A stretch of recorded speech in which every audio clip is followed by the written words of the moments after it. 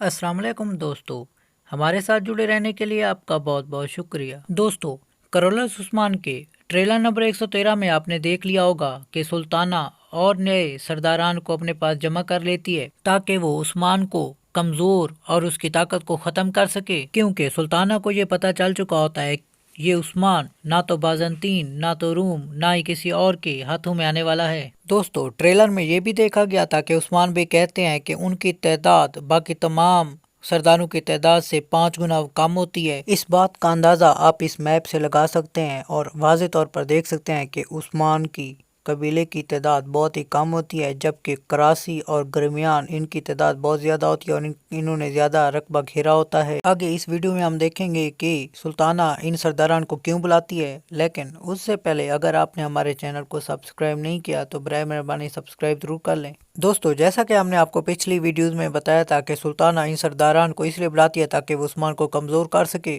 اس لیے وہ تمام سرداران کی موجودگی میں ایک جرگہ بلاتی ہے جس میں عثمان کو بھی بلایا جاتا ہے، اور یہ آپ نے ٹریلر میں دیکھا بھی تھا۔ اس جرگے میں سلطانہ یہ بات کرتی ہے کہ ساماگار جو کہ ایک منگول ہوتا ہے اور عثمان کے ہاتھوں اس کی موت ہو جاتی ہے، کی موت کے بدلے میں کچھ مال و دولت عثمان دے گا، اور اس بارے میں عثمان کہتے ہیں کہ وہ اپنے قبیلے کا کتا بھی ان کو نہ دیں، مال تو دور کی بات ہے۔ عثمان بے کا یہ رویہ دیکھ کر باقی تمام سرداران ان کو دیکھ کر پریشان ہو جاتے ہیں۔ یہ بات سنتے ہی سرداران بہت ہی زیادہ حیران ہوتے ہیں اور اصرار بھی کرتے ہیں کہ عثمان بے منگولوں کو یہ مال دے دے،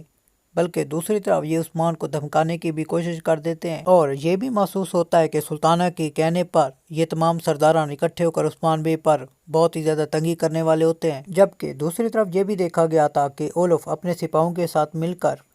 عثمان کے قبیلے پر، عثمان کے محل پر حملہ کرنے کی کوشش کرے گا، اور اس نتیجے میں وہ ہو سکتا ہے